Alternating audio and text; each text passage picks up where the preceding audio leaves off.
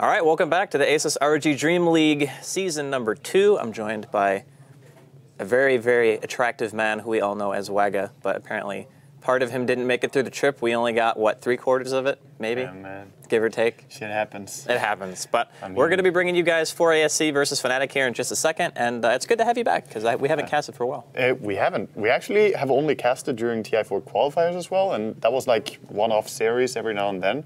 So we're going to get to cast quite a bit together, and looking forward to it. And you're staying throughout pretty much all of it, more or less, all the way up until DreamHack? For the rest of the tournament, yes. All right, cool. Well, we'll hop into the draft since it's already underway, make sure we don't miss anything too crazy.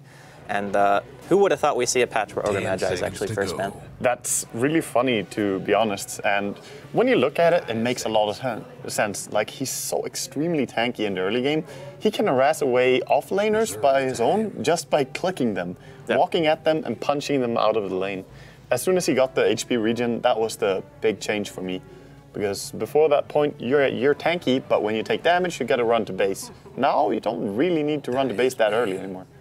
Yeah, it's true, and we've seen kind of the effectiveness, not just in, like, obviously he can zone supports or any offlaner quite easily, but he can also be used as a roamer, and just in terms of the damage that he deals before even level 6 is actually, I think, underestimated by a lot of people. Yes. And if you're able to partner with a hero like Skywrath, granted, he's banned, but there are a lot of heroes that partner well with him, not just carries, but all through supports as well. Yeah, and it's as you say, the damage he deals early on, mostly through just slowing the enemy down by Ignite so long that you can deal more damage with other right clicks and spells.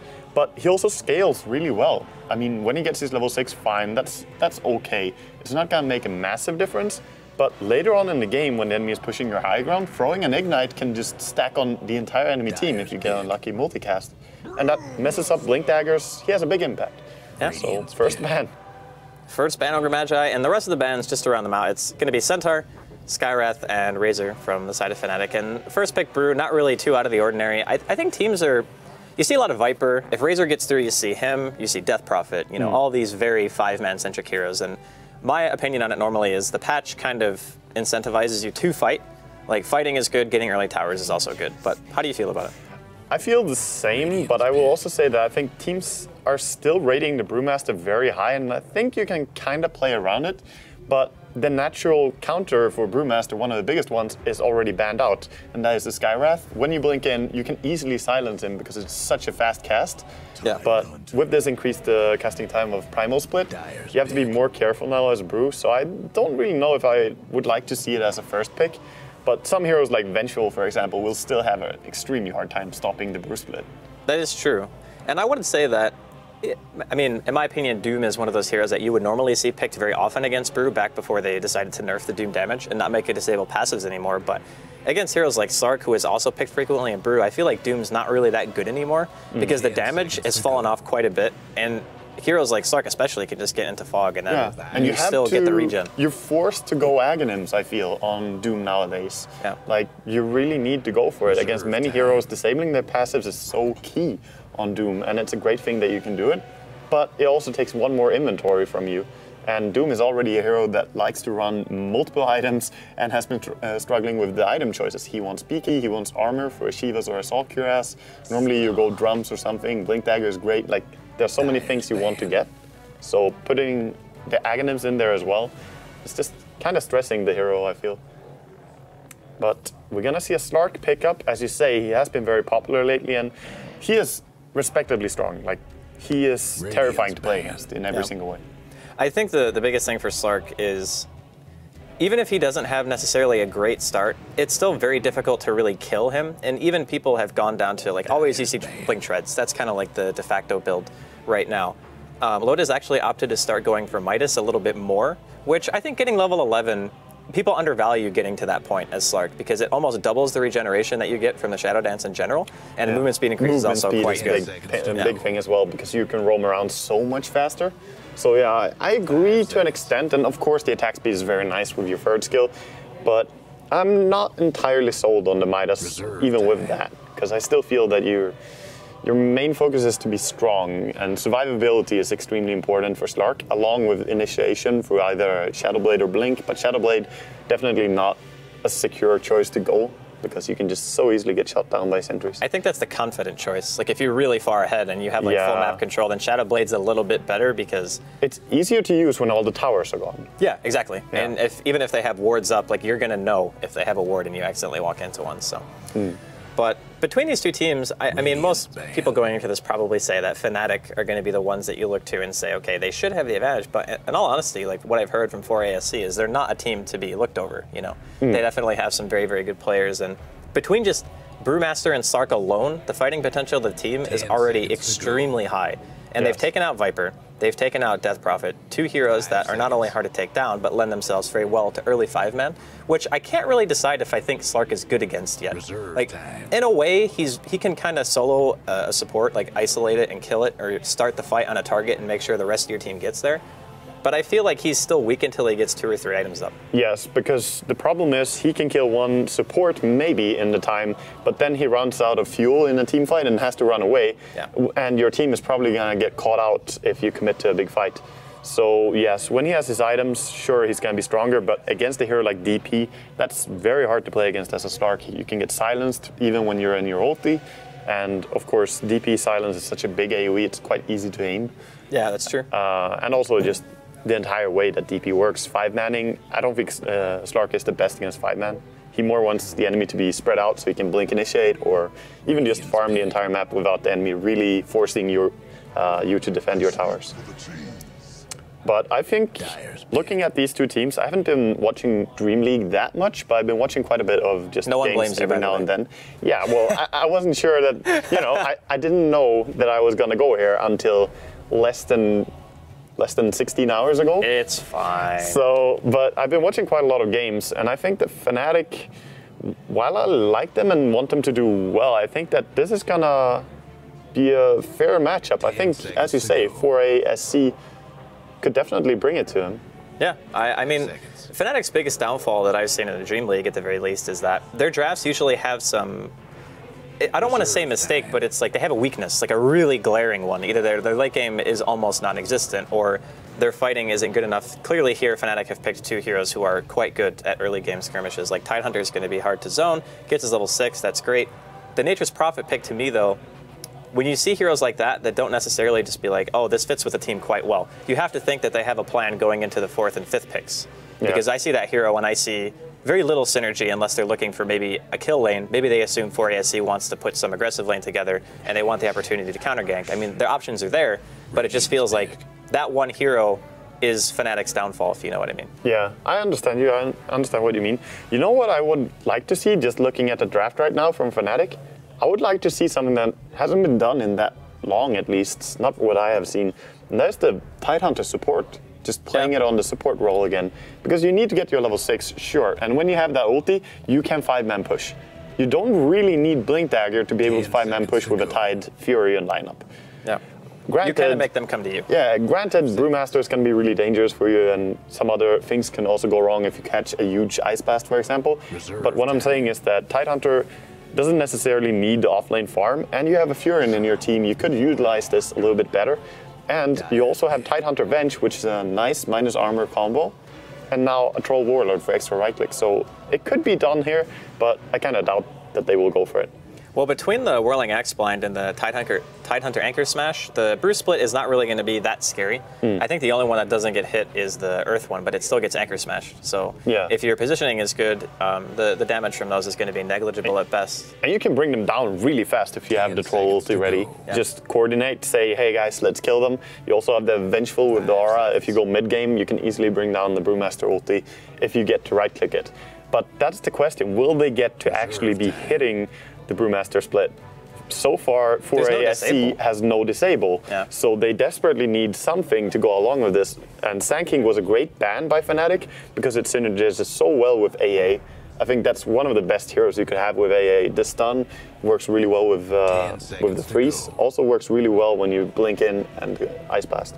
So good ban by Fnatic, but Clockwork, I like it. I think it's great against Tide, actually. Because one of the biggest things is if there's no Skywrath in the pool, and you don't want to pick Void because you can't lane it, Clock's the hero who can hook the Tide and keep him there. and make sure that the Ravage isn't going to hit like everyone. So if you want to try to isolate a hero with a Brew Split and a Slark and an AA Blast, you can potentially kill that hero before the Tide can get a good hook, or you can just flare spam, you know? Yeah. And it's really annoying to try to blink into that. So I think it's pretty good. And plus, the kill potential of Fnatic's lane seems a little bit weak. Yeah. They have Avenge. I mean, their second support is likely going to be what they're going to pick last, unless the Tide is a support, like you mentioned, which means the Furion would be off lane, troll mid, and then safe lane. Yeah, well, it should be a support, but as you say, Clockwork works pretty well with the rocket spam and so on, but there's one more thing, not just zoning the Tidehunter, but what if you get a high-level cog and just mana burn the Tidehunter? There's a lot of mana burn from cogs. And Yeah, you can 200, easily, right? yeah, you can easily hook someone, walk to the side, and just cog immediately. And that, if you burn 200 mana from Tidehunter, he's useless in that fight. Yeah. Because look at the heroes. They don't have mana boots heroes. They only have Tide that can possibly go for it. Sure, Vengeful maybe, but it's so bad on her. Yeah, I don't like it either. Yeah, it's interesting because 4ASC actually banned Enigma, so they definitely think that Fnatic are going for not necessarily an all-in style of push, but at the very least, they wanted to play it greedy, or at least that's how they see it. Yeah. And the Earthshaker and Sand King ban, I think the Sand King is also kind of an ode to being able to just go defensive and do whatever, like, you get the 9-minute blink every game if you're left alone. Yeah. And I don't really think that Fnatic have the heroes to contest the jungle, so if they end up going defensive, it would have been really nice for them. But Fnatic actually end things up with a puck, which I think is almost a necessary pick for them, because they didn't have enough lockdown, I think, to deal with Brewer Slark. Yeah, it's all about having something instant, right? Because Vengeful and Tide, while they have good disables and great team fight, you need instant stuff against Brew and Slark. Like these heroes, if you telegraph a stun through Vengeful or Ravage, they're gonna just counter that easily with the Dark Pact or even just ulti with Slark, and Brewmaster could easily get it split off. And a Rubik is gonna be the last pick here. Rubik AA support combo is not one that I like that much, but he does fit pretty well into this matchup. Well, I think he synergizes well with not only lining up pounces, but you can throw people into cogs. Obviously, you have Cold Feet Telekinesis, which is fairly reliable, I would say. It's like a double disable. And because of the fact that Rubik's damage is pretty lackluster pre-6, the Ancient Apparition Chilling Touch actually gives him quite a big bonus. So he's not just like that right-clicker who does nothing. He actually can become at least a bit of a threat. But I think it's okay. Plus, if you can sit in the really far back of the fight, which with a triple melee core, like Clockwork, Slark, Brew, I think his positioning is going to be quite easy for him, because the puck doesn't want to go on the Rubik. No, you know? he can't. He can't afford to go on the Rubik. Not in this game. I would say Rubik has a pretty free game in the sense that no one can really be focusing him that hard. Unless he's very out of position, of course. And you even have a hero like Brewmaster and Clockwork in your team. They can easily bail him out, or at least get a nice counter kill. And he starts with boots, which is standard. Get ready. All right, well, we'll go over the players really quick before the game gets too far underway. Start things off with Hani. He's going to be playing that Troll Warlord. Next up is going to be Ace. He's playing Furion. Arai is going to be going mid, handling the puck. Going to have Rise playing on the Vengeful Spirit. And then, of course, that leaves Crit, who is going to be playing on the Tide. Yeah, those are the players on Fnatic, of course. Looking over to for ASC, I'm just looking at this Rubik going down and planting a ward here. Wonder if it's going to get dewarded or not. But we have Jerax on Rubik. We have Valix playing the Brewmaster solo mid. We have Boofy playing the... It's Boogie. He just likes to change his name. Dude, he spelled it Boofy. It's Boofy. Dude, I don't care if it's Boogie anymore. He's Boofy now. He's playing the AA and Clockwork, playing bottom lane, and of course on top lane 30 seconds we have to Slark. go. Yeah, Kale. That's a fun name to say. Kale. Yeah. You like it? Off lane feed. Off lane and feed. Off lane and feed, pretty much always. It's pretty interesting warding actually coming out from 4ASC, because that ward actually doesn't, I think, get caught by either of the common spots. Actually, it might get caught by the second one, because you can place one in the tree and it gets every single pull ward basically, and then you can just save one sentry. But yeah, And they're off. well, that's the thing about the Radiant pool though, it's pretty big, so you get pretty much everyone, but you also leave small edges on every single area. It's trickier to deward it, so we'll see. They didn't know that this ward got dropped, at least from 4ASC, and that's going to help out Kalle feed a little bit. yeah, he should get like a couple of waves, but after a while I think it becomes apparent, like depending on the offlaner's movement, that the ward is there, like where exactly. It's very hard not to show. And also on top lane, we haven't really mentioned, but At least there's a lot of nice dancing going on here with the creep pulls. And he manages to steal 3 of the melee creeps at least and pull them away here with his treants. Yeah, you can keep the lane a little bit closer to your tower, which is nice. Puts you in a less precarious situation just in case there's ever going to be a gank coming your way. And he's really the only hero that I think they can go for. Like, how do you gank a puck with Rubik AA? It's kind of impossible, more or less. Yeah, it's very hard. You would have to time it perfectly to the lane being pushed and sort of wait for him to use a harassive orb as well. So Arise would have to misplay in order to die on the mid lane for sure. But at the same time, I don't think it really matters if you gank or not, because Brewmaster is the type of hero who always finds farm quite easily against pretty much whatever he goes up against. Drunken Haze OP, man. Yeah, Drunken Haze, and also just his crit is so annoying. So just looking at the lanes and how they're most likely going to be shaping up, I would say that 4 ASC are probably going to be getting a little bit more in the mid and safe lane. Or maybe not more mid, but definitely more in the off lane, I mean. In the safe lane, obviously, they're going to be free farming. But I'm kind of not concerned for Ace, but he's going to be struggling, I think, a bit. Kalle, is it time? I don't know. He might be feeding here. He's going to get a gush into a stun. He's getting body blocks, still has cogs, but it's not really going to do him much good in this situation. Body block's still going out. That's a boots tied, by the way. Yeah. Throws at the cogs, gets slowed by the ASUS from the high ground here. It's a matter of how long it takes, though. Yeah, here comes the orb. Arise, maybe trying to get some first blood gold here. Look at this space. This is Trixie space right here. This is... Oh, he's going to tango through. Jumbo jet. Okay, are they actually just going to give up on chasing him? All right, somebody cue the Benny Hill music. I know we have the power. Production. I believe in you. He's actually even going to pull the creeps on accident. Eats another magic missile here from Rise. One more auto attack, and he'll get the kill. Okay, so he was running away for like, what, 70 seconds or something? Yeah, that was pretty long chase. That's an insane amount of time to be spending chasing after him. And they also pulled in the mid here. And look at mid. Arise could maybe get killed here.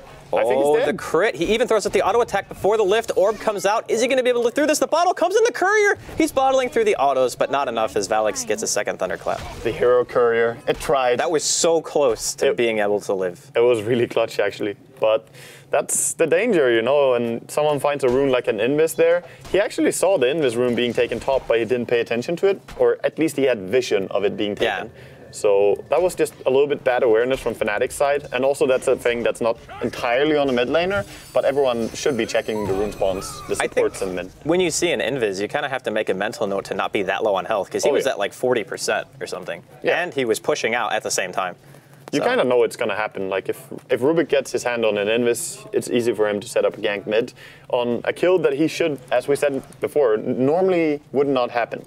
Yeah. The puck should not die in this lane. So that's a nice advantage going the way of 4 ASC. And their death, sure, they lost first blood, but that was so much space that they're pretty fine, I think. They have a nice start here. Yeah, the Slark's free farming. Arise is still doing very well middle, even though he gave away a kill. Still leading CS by almost double of what Valix has. I'm just curious as to, top lane. Gonna have to wait as Ace is gonna try to teleport out of here. Way too much damage between a chilling touch, a pounce, and a couple of auto attacks from the tri lane of 4 ASC. Dude, Slark hurts so bad just by being Slark, and then you put chilling touch on him as well. Yeah. That hero hits insanely hard. He has 73 base damage now, or 70 without the steal. And every time he hits you, because you lose 1 strength, it's actually a bonus, like 19 damage or something like that. Exactly. Yeah, it's quite and slowly lowering your armor, that value. Oh, this ward gonna spot out Rise here in the bottom lane. Trixie's not gonna be having any of this. He doesn't want to die again, even though it took quite a huge commitment the last time for them to take him down. Yeah, now it's a matter of him not trying to sell that he knows the ward is there. I like what he's doing though, just walking around here. He's staying active with his clockwork. Maybe he can find something, but I don't think he can go for a gank mid. It's more like you can go out and poke in jungle, see if you can disturb the Tidehunter farm. And I'm also happy to see that it is a Tidehunter support, but I'm not that happy with how they're running it. Yeah. 0 CS, still level 1, almost 5 minutes into a game. But the other thing is, too, he had to skill Gush to get first blood, and because you have to wait until level 2 to get Anchor Smash, that kind of inhibits your ability to creep stack or anything like that and go for farms. So you kind of have to play it like a Sand King, I would guess. They're sprouting this? They're going for it. Yeah, they teleport in. Rise trying to get back to the tower. Lift from Jerax, going to go for the stun on a Rise. Does make contact, but Hani's going to be there with the Whirling Axes and 1 auto to get that kill. And he's even got an Orb of Venom just to make sure that if they do catch him, between Gush, a stun, and the slow from the Orb, it's really hard to get away. Yeah, exactly. But that's still a 4-man rotation to try and kill him. I mean, sure, it's feed, but this is Trixie feed. This is the feed that is sort of acceptable. Sure, he died twice now in 5 minutes and looks a little bit like a noob, but it's not that horrible. We see Jarek's placing an aggressive ward. This is a very good ward against the Tidehunter and even against the Furion, so you just know if they're farming any of these camps. Gives really good vision. Now, at this point, you would think it's better to not block the camps at all, because I guess then the ward becomes obvious, right? Because you want to go for picks on the heroes rather than blocking the camps and preventing them to get farmed. Blocking would have to be done earlier, but speaking of blocking, like no one blocked this big camp here, the one closer to the Radiant Tier 2, and it has quite a few stacks already. So I'm curious if they're going to try and take it with Puck, or if they're going to let Tide get some levels and then Anchor Smash farm it. But I would imagine probably Puck is going to steal it. I think, an early blink sounds, I think, a little bit better than just having the Tidehunter hit level 6, because it's one thing to let 4 ASC initiate on you and have a Ravage ready. It's another to be able to set your own terms, like when you want to take a fight. So. And the Puck is really key in this lineup that they have drafted, as he is the instant in their team. He's the one that's supposed to stop the enemy. I like Ace just farming the enemy jungle here with his Furion. This is so casual. This is what you need to do, though, in these situations. You know you can't lane. For the most part, for ASC, he can't know for sure that all their warding is aggressive, but it is. Yeah. So it's fortuitous on his part that he's able to sit in a place where they actually can't see. I'm curious what 4ASC are trying to do on bottom, if they're actually going for a kill on the Troll Warlord, because that's not the easiest kill. He has 900 HP and 7 armor, and you know he's going to have a support nearby at least. So I'm curious what they're trying to set up with the Rubik and the Clockwork here. I think if you get a good lift, he's playing it quite aggressive. Like, Hani is very far up. Oh, so. Vengeful Note, though. Look at that. Oh, wow. That play. Jarek's going to get the lift here. He does have a little 2 magic missile. Throws him over the ledge, actually. Now Trixie wants to try to go in to get a kill, but Ace teleports in with the Sprout. Troll ulti going to be popped as well. There is no secondary stun, and it does not look like a Sprout was going to be used by Ace either. It's funny how he tossed him over the ledge, and it kind of worked against him, because then he could just stand there and right-click him. Yeah. I think he was dead anyway as soon as the Furion came in and committed, but... He might have assumed if he was like that far out, maybe Trixie could cog him or something and maybe get a return kill. It's a cute little thing as well that you can toss over that entire cliff. It's about how you click the telekinesis, clicking far away. And it is going to be a Midas Slark, by the way, this game. Yeah. We mentioned it earlier, and he is already level 7, so he's going to speed up even more now. Just try to get that level 11 as soon as possible, and then go for ganks, probably. And he's going to go back for a Necroa as well. Top tower is in bad shape. I don't know if I like Aquila when you actually make Midas, because you have poor man's Aquila Midas TP. That's already 4 inventory slots, and you have boots. Yeah, and no magic wand. It seems very inventory inefficient to go that item. I would say that magic wand is extremely good on Slark as well. He's a gamer hero. Oh, Coil, middle lane. He still has split available. He's cancel casting it. Looks like they decided that they couldn't go for it. That's the taunt cast. That's the come at me, bro. Yeah. I mean, without a Blink Dagger, there's no realistic way that I think that Fnatic can kill him. So nice by 4ASC, not TPing anyone in and still living. Here comes a Shadow Dance, Pounce, Ace can eat 1 auto, teleport action coming in from Arise, but again, no coil. Jarek's with the lift. Yeah, and if he had coil right now, that would be different. That's why they're playing aggressive on top lane. They know they can't be punished due to that failed gank mid. So immediately trying to take advantage of just that little failed initiative on middle lane. We do have level 6 on Clockwork now, by the way, and this is a big key timing, because as soon as you have level 6 on this hero, you can just go gank anyone, really, apart from the Puck in this game, because he has, of course, an easy way to get out. Yeah, I think the fact that he's actually died twice and remains ahead of Experience and Ace is just kind of an ode to... Like, his play style is a little bit different, but... He knows his feet, man. Yeah, even if he dies, it doesn't matter, because he gets the level that he needs, which is more impactful. And a lot of players have been saying recently that the early game is not as relevant as it used to be. I mean, sure, it still matters a bit, but really the big fights in the mid game are what normally dictate who wins. Yeah. So I've played against PGG offlane once. This is a little anecdote. I played against PGG offlane. He was Enigma, and I think in the first 15 minutes he died like 7 times, but I still did not get a lot of farm because he was so aggressive and it was not easy to kill him every single time. And I think he got like 1 kill on me as well. I was playing carry in that game. And I ended up having much less farm than a free farm carry, despite having so many kills going our way. Yeah. And that was also sort of the Trixie feed style of play. It may look extremely bad sometimes, but depending on how it's done, it can be effective. I think in this case, it hasn't really obstructed Hani's farm too much. No, he's behind really. the Slark. And I think if he had gotten first blood, I think it would have just been a net loss in terms of how much he's given away to Fnatic. But again, he's still level 6. That's what he needs. He's heading back to base, going for the very fast blade mill. It's all about that space creation, though. Like, you managed to pull the entire enemy team to chase you for 70 seconds in the early game there. That's a big change, because of that move, Fnatic could not go for a gank mid. They could not kill the Brewmaster on a smoke gank, just because he had more time. So it's all, you know, it's all about making decisions like this. And as an offlaner, it's sometimes you have to be self-sacrificing, you know, in your decision. That's true. It's definitely true. And you can see Fnatic's like all on their side of the map. This is the game plan. Like mass stacks, they just want to make sure that they can have crit recover, I guess, because Arise is already so close to his blink that taking the stack at this point doesn't really matter for him. Yeah. He'd be able to get like treads, I guess, but I don't really think that's more of a luxury thing. You're going to have the blink initiation if you want it really, really soon. And having Cricket level 6 with a coil, I think the capability of taking out like the supports especially are the big worry for 4ASC. Because if you have a blink puck who's like level 10 at 12 minutes into the game and you're not level 6, you're going to die. Like it's very, very scary for those supports right now. Yeah, it's all about getting high level on puck so that you have maxed out both your nukes and having the face here. So as you say, level 10 is your key timing when you can really burst people down. And they actually managed to get one more stack on this big camp. That's a 5 stack, I think. Yeah. Yeah, 1, 2, 3. Yep, 4, 5. That's a big stack. So Tidehunter still needs to get 1 point in Kraken Shell though before he can really take it. And I'm surprised that Rice is taking experience from him here. He's gonna run away now. Rice is level 5. Yeah, he might have been wanting swap, and the crit's like, no, get out of here. I need Kraken really badly. He should get out of there. I mean, swap is luxury. Ravage is needed. Yeah. Level 1 actually got buffed, right? 700 range now, another swap, yeah. So it went up 100 or so, which is still pretty good.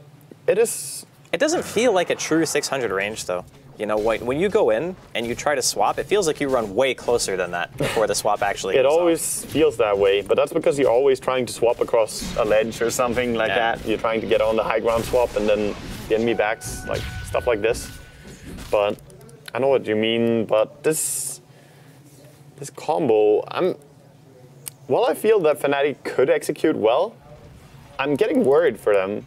They are playing a lot on their side of the map, and having a Slark just Midas farming like this, getting stronger and stronger, while the Brewmaster has also finished his blink and is looking for ganks now, you're putting yourself in a very risky scenario. Yeah, you're putting a lot of weight on your team fights. On bottom lane, Trixie playing super aggressive, but is it Trixie feed or is it Trixie bait? You never know. That's actually a good point. You never know with this guy. They did have a lane ward, so I'm assuming they saw the panda come down there. Yeah. Maybe. Maybe. Because right now, the puck is invis, actually behind them. They're TPing down here as well with trolls, so they're committing at least 3 heroes, but they don't have Tide or Vengeful, so 2 supports are gone. Yeah. They have TPs, but usually like this early in the game, TPs don't come fast enough if the heroes are low. So. We'll see if they bring more. I think they have to bring more. If they I think he's looking for him right now. Yeah, he knows. He's going to walk right on top of him. Invis is going to wear off. He actually phase shifts straight away, blinks out. Now he's going to orb into Trixie and just jaunt to it, but gets hook shot. Now he's in a little bit of trouble here. The Whirling Axe is going to hit on 2, and the Nature's Wrath going to just take him out almost immediately. Split actually able to be used here by the Brewmaster, and Valax is going to have to just get out. I don't really think he can get much done here with his split. He has to run with his Earth. He has to keep them away, body block or lift them, something. Oh, it gets sprouted. He still has blink. The Slark is now in the vicinity as well. Throws out 1 more boulder, and he will be able to blink to safety. Okay, so he gets out.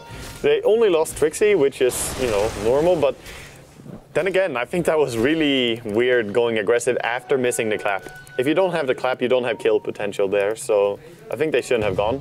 Now the Slark being pursued. Yeah, they see him. Really nice leap disjoint there. Yeah, that's what happens when you have 3 different ways to disjoint a stun. I mean, he just doesn't care. He's going for the man fight. Unfortunately for him, Dark Pact and eating 2 nukes does quite a bit of damage. He still has Shadow Dance. He's actually playing this quite aggressive. There is a ward there, so he's not going to be regenerating much HP. Arise does not have coil, so he decides not to jaunt to the orb. It might have been a kill if he had it, but it would have been really risky. Well, now they know there's a ward there, but luckily for Fnatic, it's going to time out soon anyway, so it doesn't really matter that much. But that's just the Slark way of playing, though. You can go really aggressively, but you can't, as you say, man fight against the troll. There was no way to bring him down, at least without support. And I like that the troll went for Vladimir's really early, because now he's looking at 14 armor already with a poor man's shield. He's denying a lot of the damage output from a Slark. But wouldn't you say that 4ASC is primarily comprised of magical damage right now? I mean, you have AA Blast. Yeah. Rubik just got level 6, so he's going to be able to spell steal. And then you have Battery Assault. It just seems... In a way, but it's also what... He could have bought the mech and go for that instead. But against AA, I think it's better to rush the Vladimirs, giving them extra armor, and the damage is really nice as well. When they go for a push together with Furion, Vengeful Aura, and all the minus armor they have. The synergy's there. Yeah, exactly. That's why I feel it's strong. He could have gone for a mech, but again, I think he has no mana. Exactly. Well, new mech is expensive, but you can still go for it on Troll. Yeah. I think if you do that, you have to go, what, like drums or something? Another value item that gives you stats? Yeah. Like drums, mech, and treads, and just tread swap, and you're fine. Oh, he's going for the Roche. He didn't pick the DD on bottom as well to try and not sell that he's going for Roche, because then it would be obvious. Someone smoked picking it, but there was no vision anyway. If the smoke breaks, this is going to be really awkward. Wow, he was so close to breaking smoke there. They're going to go inside of the woods. They only see Rise right now on the bottom lane. I think he's going to get this one. I like how he's not even using his ulti to even more just try to hide his attempt. Rise is probably going to die down here because he's playing aggressively, trying to, you know... Yeah, he did. Trying to do something while the troll is gone. If you just disappear from bottom, it becomes even more obvious that you're doing something sneaky. But they're going to get a better trade here, because this Roshan will not be interrupted unless there's a magic initiative by Trixie. No. Wait, Whirling Axis doesn't work on Roshan, does it? The blind portion, at least. I don't think the blind works. Maybe the damage does. I'm not sure. All right, well, that's level 2 ultimate for him, which is a pretty big deal. 60 attack speed increases. Solo killing Roshan this early does so much for you. Yeah.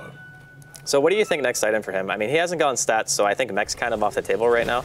Yeah. Do you think he just goes all value items? He actually killed AA mid with a nice puck jump. Just gonna say that, but he was out of position and a pretty easy catch.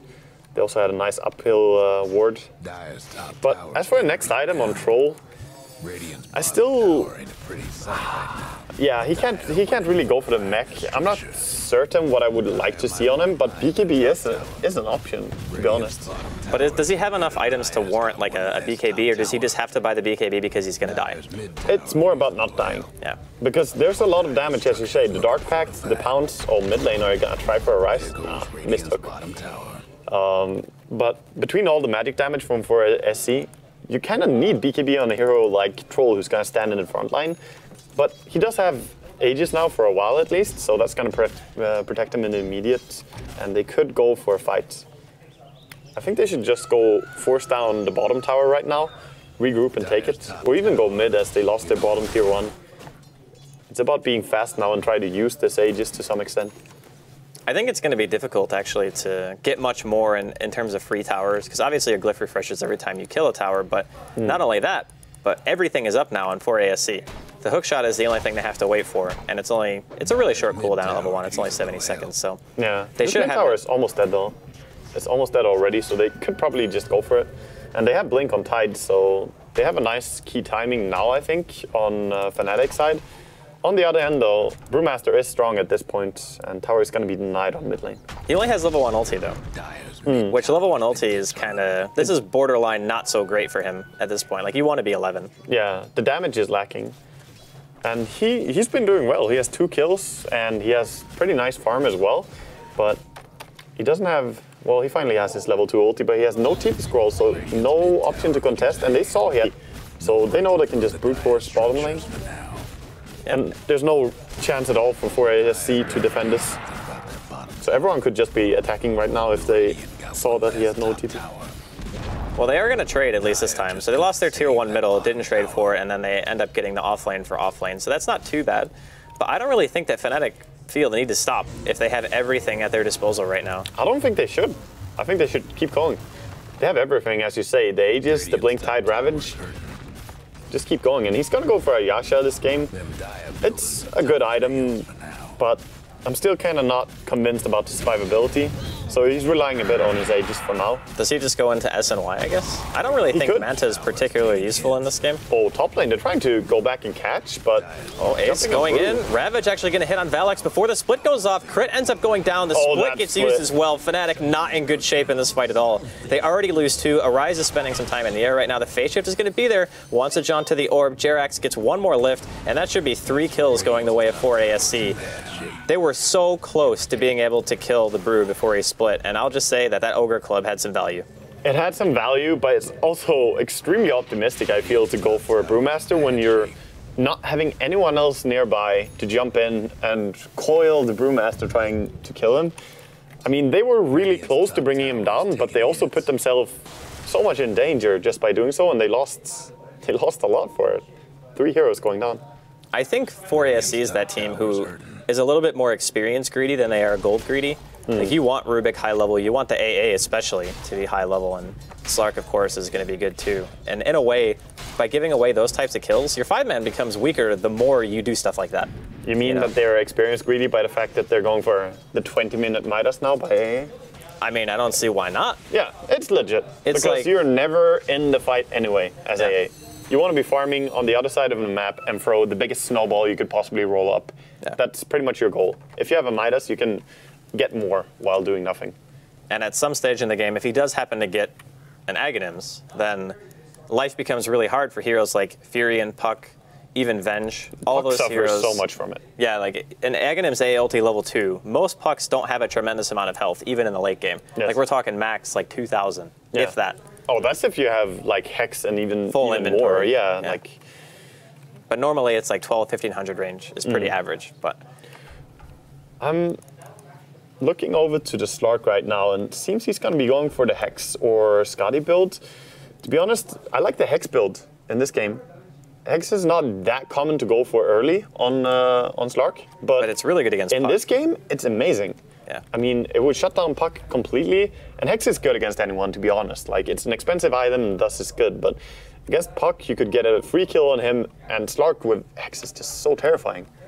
Yeah, and I mean, I'm not sure, I'm sorry for interrupting you, I'm just not sold on going for Skadi in every game, because there's so much lockdown.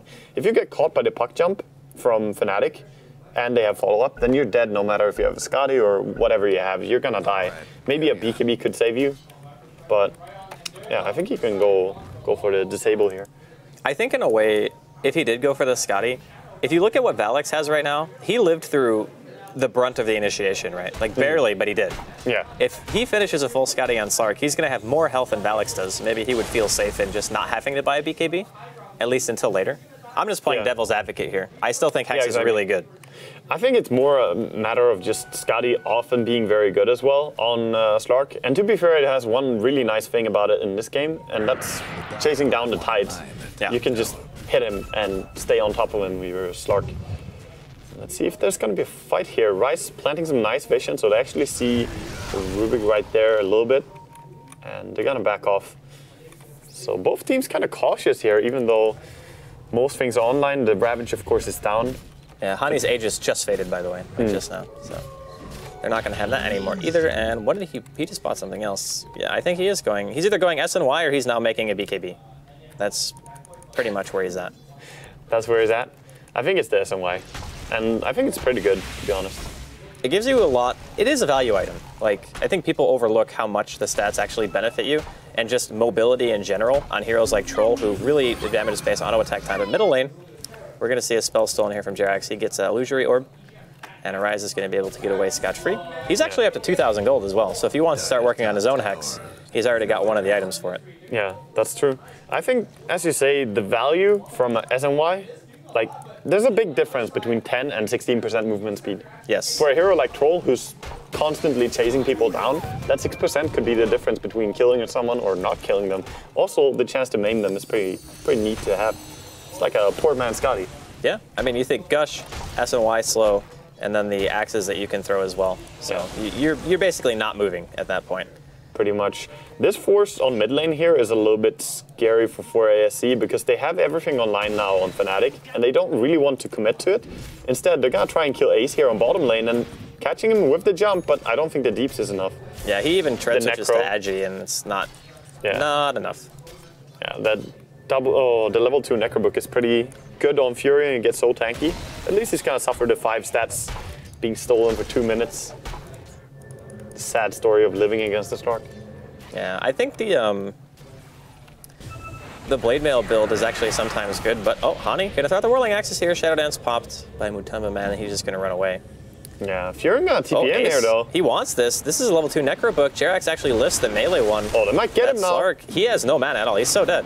Yeah. There's no way he can get away from this one. Nicely done. Jerax might get caught out as well with the silence. Yeah, his orb was in midair, but he couldn't because of the silence. The Waning Rift from Arise. So clutch by Arise. He gives the illusory orb, but takes it away. That's true. With the Waning Rift. Arise giveth and taketh. Yeah. Hani is going BKB, by the way. He did pick up the Mithril Hammer, so that's going to be his choice. That was a really awkward engagement, though. I think the Slark was feeling maybe a bit more durable than he actually was. Durable and deadly, I feel, because you don't bring down a troll on your own as a Slark. Not near his tier 2 tower. I feel he had no business jumping him there. Especially as he knows that Furion could potentially just TP him behind you. And if you're even that low on mana to begin with, he wasn't even mana burn before he got low on mana. The mana burn was just bringing him down from like 40 to 0. So, yeah, playing a little bit too aggressively as a Slark, but I can't blame him though. That's how you play Slark, on the edge. You see the AA is reaping the benefits of him being that aggressive. Like, Boogie's been able to farm safe lanes and stuff like that. He's actually level 10 now. Boofy, please. Boofy. Yeah, almost has that level 11, and with the next Midas coming off cooldown very shortly, he should hit level 11 soon. And that's a good timing to go. I think they need to set up some combos with the Clockwork. Trixie has been playing a very silent role here after his early game. He does have Blade Mail and a Force Staff in the making now, but they need to combo with the AA and Clockwork ganks. They can be so deadly. Maybe they just feel confident enough the later the game goes, maybe, I don't know, but against a troll, that always feels so risky. Like one good fight with a troll and your base is gone. You never really want to go late against a troll, I think. And some people undervalue Puck's late game as well. Puck is a very strong late game hero for a mid laner. And to be honest, in this game you could even go for the Aghanims. Some people don't like the Aghanims, but with the upgrades it's received, it's insanely powerful. It has extremely long duration. The stun, if you break it, is really long, and also the damage. 4.5 seconds, yeah, 4.5 seconds of standing still doing nothing. I mean, obviously, Slark could maybe make a nice play with Dark Pacting and running into it and then going out. But then you have to think, you're taking the damage from Dark Pacting and running out of the Puck ulti. You're losing a lot of HP just doing that. So if we had to, like, gun to your head, who's better late game? I would probably say Fnatic. I would say Fnatic too, just because they have a better chance of raxing the enemy team, I think. I mean, for ASC, it's more about how you get to the late game. Can you get the pickoffs? That's why I'm stressing it a little bit, that Clockwork, the ganks need to be there. We've seen aggressive play coming out from the Slark. He's gonna go back and finish up his Skadi, which he almost has the entire thing now, with 2 more CS, or 3 more even. And he stayed really relevant on farm. You can't take anything away from him. He had the one silly death, but the nice thing about having Blink on Slark and going stat items is that even without the mana regen from an item like Hex, like you mentioned earlier, you can kind of spam as much as you want. Dark Pact only costs 40 mana. It's extremely cheap. And he's thread switching every single time, just being so efficient about it. And side note, Slark, probably the most thread switch intense hero in the game. Yes or no? I would say so. Because I mean, Bristleback... Even just Dark Pacting, you have to switch it first to Int to cast it, and then to Strength to take less damage. So the value you can get is very nice for just running around and farming. I used to try to always consistently tread switch when I played Bristleback, and my fingers just got sore. Because like you have to tread switch to Int, and then use one spell, then go back to Strength, and Int again, then the other spell, because they have separate cooldowns, and they're longer. Like, I think Snot is shorter than Quill by like a half a second or something like that. Yes, something like that, So you just, your hand dies. It's not great. They don't sync up. If they synced up, it would have been a little bit easier. Yeah. Like twice as easy, but... Like in theory, you should be able to just cast the long one first and then the short one, and then you should always be good, but it doesn't work. Oh, here's the big move now by Fnatic.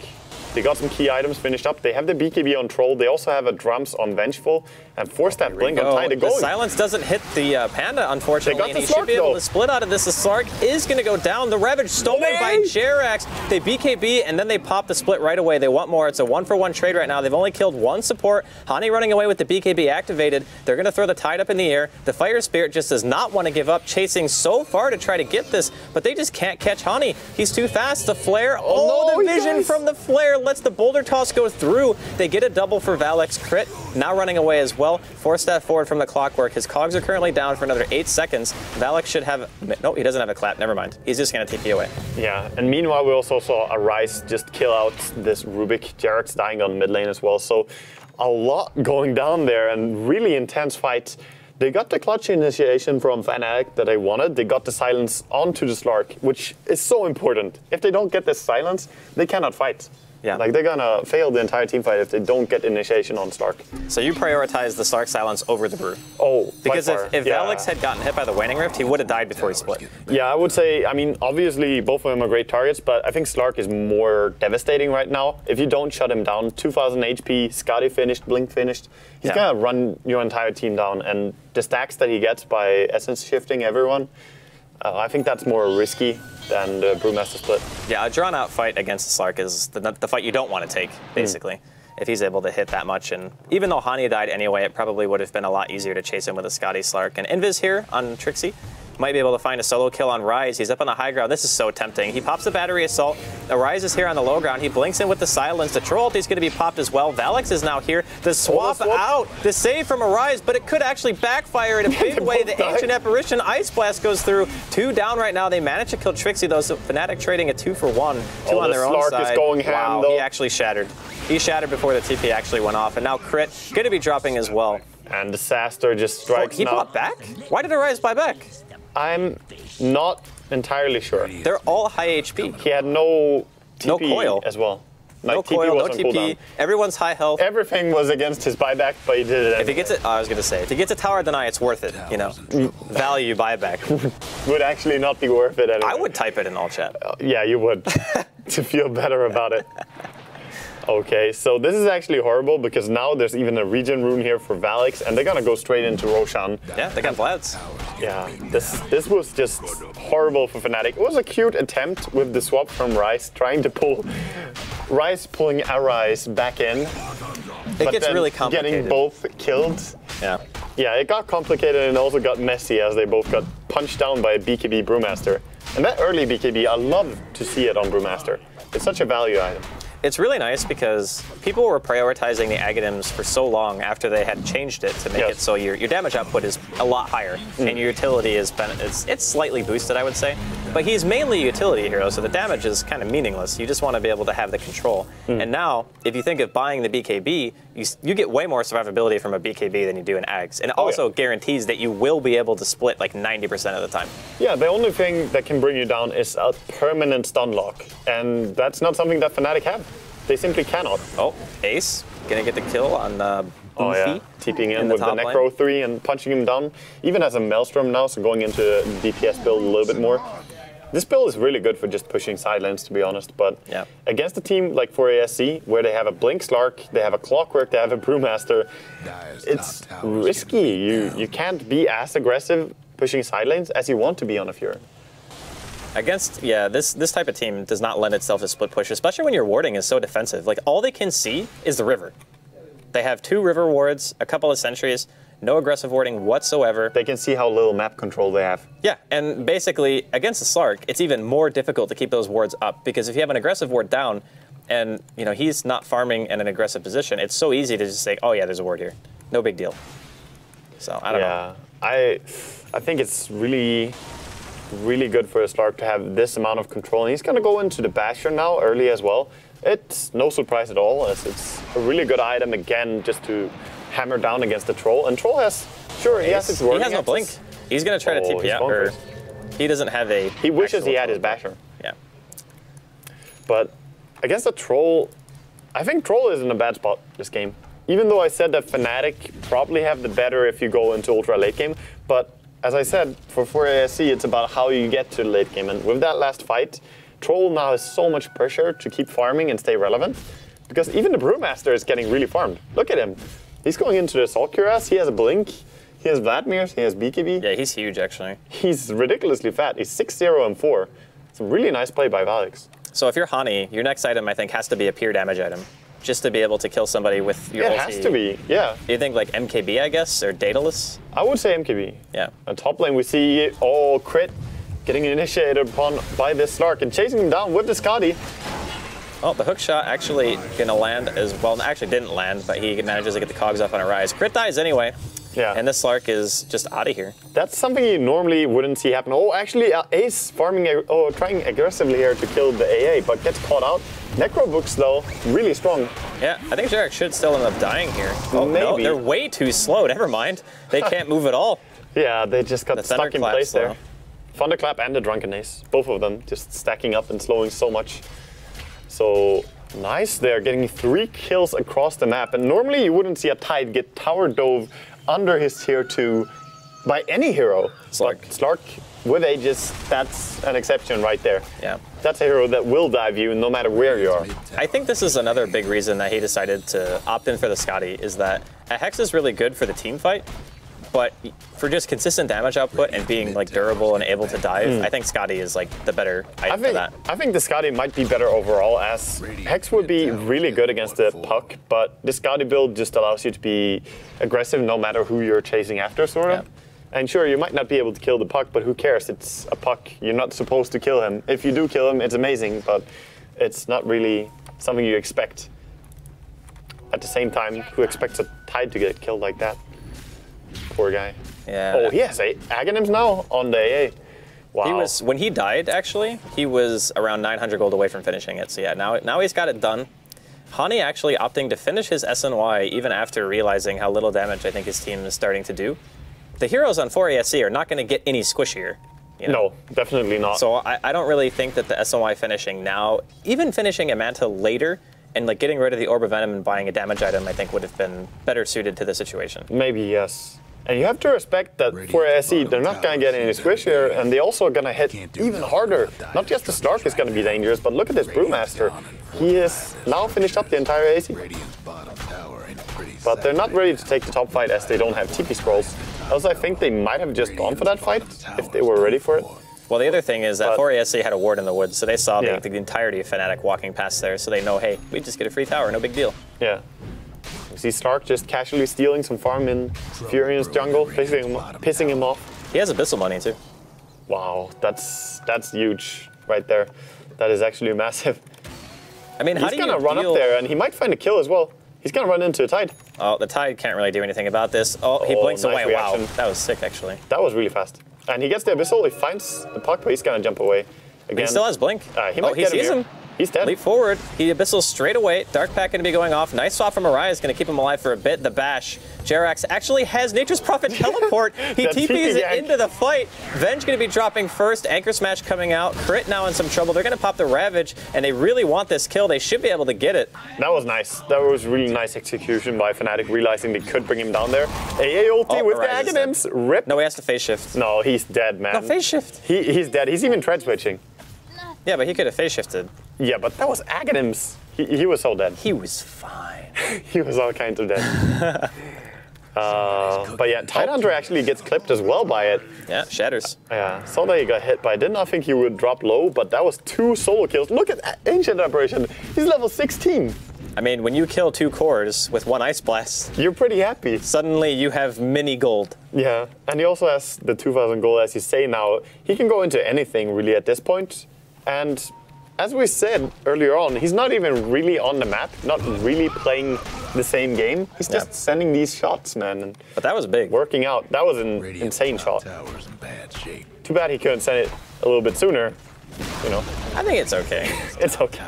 Like, the Slark dying is kind of a bummer, but he just finished his item, so it's not like he really lost too much.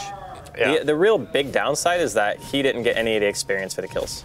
Yeah, but the bigger thing is that when Slark is dead, this Nature's Prophet is playing more aggressively, pushing side lanes, and he's working on his Hex. Yeah. So if he gets this, then maybe Fnatic will have the tools to bring him down without committing everything. Because that was, he got everything. Yeah, that's true. That was the, okay, I have Ravage, do you have Troll ulti? Okay, let's do it. And then just hammer down on him. I was actually surprised they had enough damage to take him down. Like, Hani's still... I was not sure that they would. It was like, yeah. But the Troll ulti is strong. Because he got that kill, he actually now is up to 3,500 gold after finishing the SOY. And it's only been like 4 or 5 minutes since he finished the items, so... Yeah, and he's going... Is he going to finish the Scotty, do you think? I don't think he can. He has to go damage. No, he can't finish Scotty. Yeah, there's the Demon Edge, so... He is going to be either going MKB or Daedalus, but most people would just buy the Crystallis if they were going to go Daedalus. Yeah. MKB is the item that makes the most sense here. FC enemy has the Brewmaster definitely, and even Slark is a pretty good hero for butterflies, so we will see. Oh, Ace finding Boofy here. He's going to go for the immediate TP out. Troll ulti is activated, but so not tanky. enough damage. Yeah, so tanky, just by being high level and having that, you know, ultimate orb and Aghanim Scepter. Yeah. He's either going Hex or Scotty for style points, but I'm leaning towards Hex. Dude, he's an ice hero. Yeah. You gotta throw snowballs. Biggest snowball ever. It should, they should implement something. Changes the animation for your ulti if you buy a Scotty. That would be pretty cool, actually. I think it would make me buy it. It is already a snowball. It would probably lower the win rate of the hero quite a lot in pubs, just saying. It's like that one cosmetic that changes Mirana's arrow, and it's actually worse because the arrow is so easy to see. Exactly, because it stands out. Yeah. It's like poking your eyes, like these lenses. I want like the James Bond golden gun arrow, where it's just a gold arrow instead. Oh, and really? if it hits you, you just one-shots you. Maybe next TI. Maybe next, yeah. Ice Frog is listening, he knows. And one-shots you. I mean, if it was a 5-second arrow, it should one-shot. Yeah. Okay. So it's just a percentage of your health based on how far away it is. And if it's a 5-second arrow, it's a one-shot. Nice. That's why I don't bounce. It goes from 0 to 100% damage of their HP. Yeah, depending on how far away it is. Pure damage. If you point blank the arrow, it's like 5% HP. But if you 5-second the arrow, worst suggestion I ever heard, man. Oh, look at the Slark here. Is he actually inside vision? I think he is. He is just barely outside, sort of. He's fine. He was actually standing on the line of the vision there. TP's out. Probably a good choice as well as the smoke. It's kind of desperate smoke from Fnatic, I feel. Sometimes we mention a desperation smoke when you have nothing else you could do. Yeah. This is not really a we have nothing else to do, but it's like... Is it a desperation smoke, though? Like, they're positioning around Roche right now. I think it's a positional smoke, I think. Like, just ensuring that if the Roshan pops, they would be able to go for it, because this is actually the second timer. So after this is up, it will be up. Yeah. Which means that if it had been an early Roshan spawn, that smoke would have been able to get them Rosh. But they can't know. Oh, look at the Stark. Is he finding him? Oh, he doesn't have the blink in. He gets him, though. Oh, I think he dies. If he gets a bash. No, he has a hex. It's finished. Yeah, he's all right. No bash. If he that got one more. bash, Yeah, he got one more attack there, but not enough. I'm just saying, if I was playing Prophet, I would have got bashed. Probably. RNGesus has forsaken me. It's like that wonderful clip of a Void just missing a PA 10 times in his Chronosphere. Did you see the clip of the Spirit Breaker bashing an Ember 4 times back-to-back and killing him? I did not see that. Wow, they could hit the Primal Split on bottom, chasing after a Tide. I don't know if they can do this. Yeah, they're not going to be able to catch anyone. Crit and Rise are both just going to TP to safety. That was an odd split. I was not ready for it. I was ready to answer you and like chit-chat a little bit. Yeah. And then he just jumps in and does the split. He finds the troll inside of the woods here. The Abyssal Blade is actually still on cooldown. Look at the attack speed and the Hex coming out. They're going to pick the Slark. Now Valix is in trouble. He does not have split. He does have BKB, but it just doesn't matter. The damage is real from Fnatic. BKB all you want against that. That's just pure right-click right there. So... that was odd, though. It started out Look at that with the EXP jump. in gold. Holy crap. Yeah. 6,500 experience from 2 kills. Well, you killed the 2 biggest heroes in the game. So that's decent. That's not a tricksy feat. They didn't even use the Ravage, so they can go on bottom now and push a little bit if they want, but they also see Roshan's up, and kicking back into this gives them a safe Aegis for the troll. And that's huge. That's really huge. That means they can possibly go high ground during the Aegis timer of this one. Yeah, and the MKB is now finished up on Hani as well, so the damage output that he had before is now amplified quite a bit. And even with that, they still managed to pick. Granted, it was a very good situation for Fnatic. Look at Roshan, man. That minus armor and the Vengeful Aura just playing in, and also the Vladimirs. I think he's going to have to get rid of his Vladimirs pretty early, this troll, because he's getting fat. And someone else will have to buy a value. Do you just go for the man mode like Satanic, or do you buy like Butterfly first or something? Satanic is really good, to be honest, but I wouldn't AA rely on it. Yeah, I wouldn't rely on it against AA. I would say probably Butterfly. Okay. Butterfly is really useful. And you know the Slark doesn't have an MKB, so it makes you a lot stronger just man-moding him. Yeah, it forces him to go it. As you see the Slark by Abyssal Blade, you know he's going to have a very late MKB at best. But of course, I think Slark, some people overvalue the Abyssal Blade. Going into MKB instead, I think gives you a lot more damage, just more reliably. Because it increases your attack speed as well, which is so crucial in this hero. I even think Butterfly is quite strong in some situations, because if you think about how much faster you attack, your damage stacks. But that's more of a build-up, though. Like, you start pretty weak, but you very quickly get strong, whereas the MKB allows you to proc and still cancel TPs if you are man-punching or just punching someone. Yeah, that's a good point. But maybe the Abyssal is just, you know, to have one way at least to lock down the puck. We did see him pretty much kill him before, but then the swap, and then in the end with the Aghanim's AA ulti, got the kill on puck. But to have something to lock the enemy down. This is the first time, though, I think that 4ASC has really been in a situation where they are not the ones being the aggressors anymore. Like, they're not able to really pressure much. There's going to be a TP coming in here. The Clockwork that we have not seen a whole lot of, and he's going to miss his hook shot on Hani. Trixie has been so silent in this game, but maybe it goes to the passive nature of the game.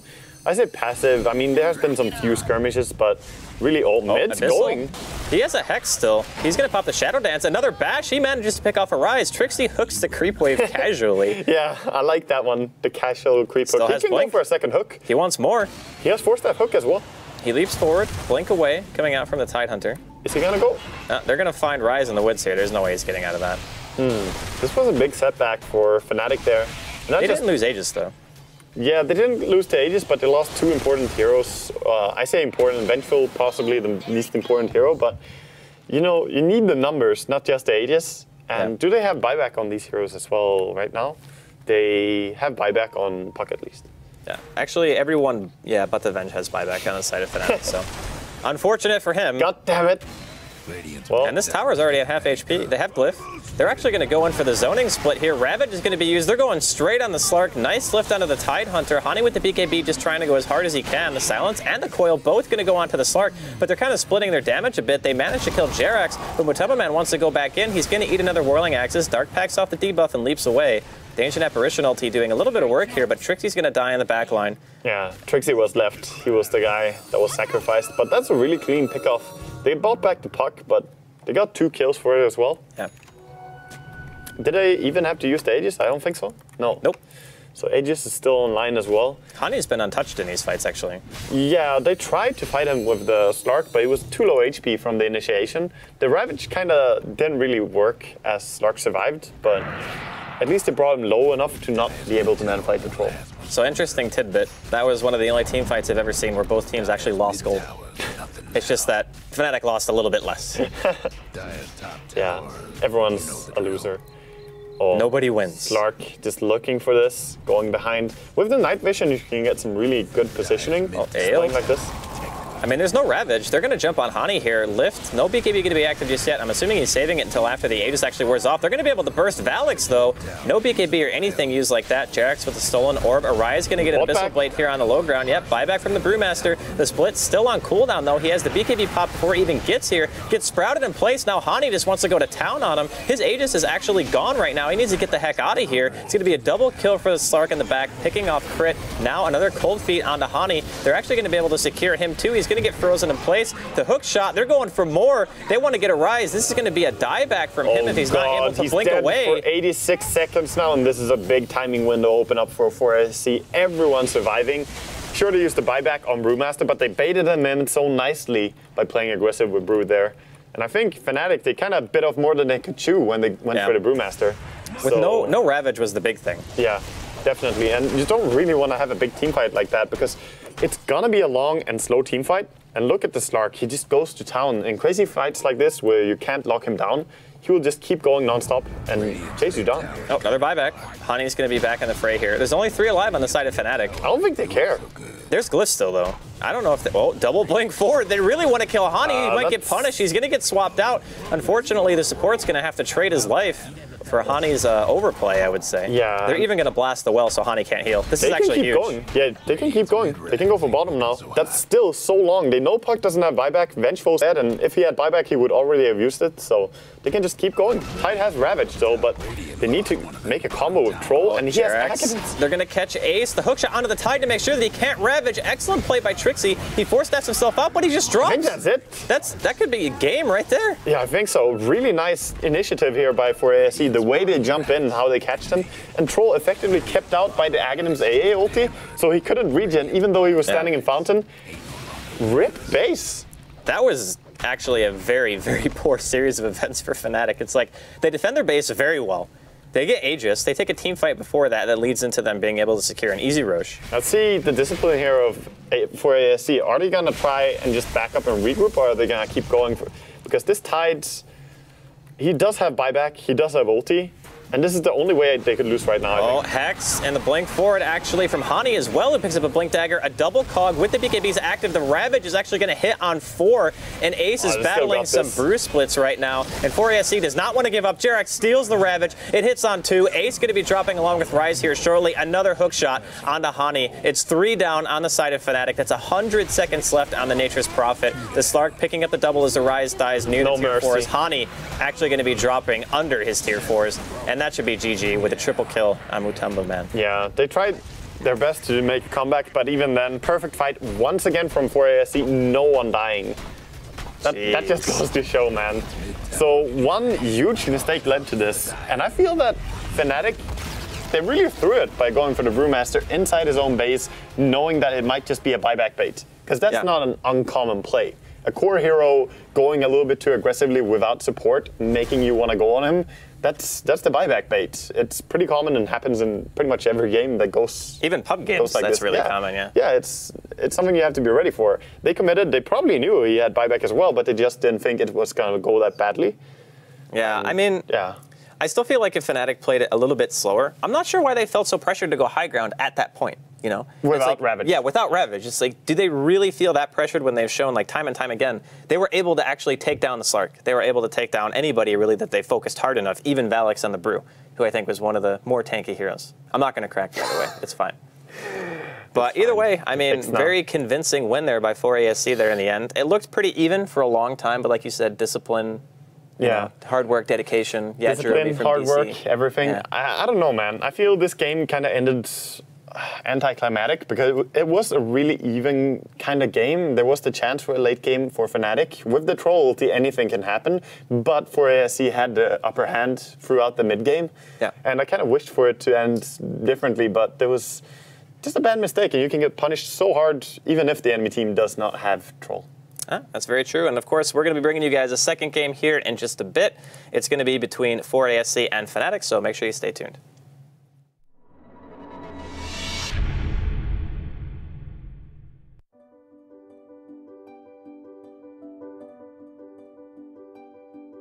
Inspired from the stealth fighter bomber, go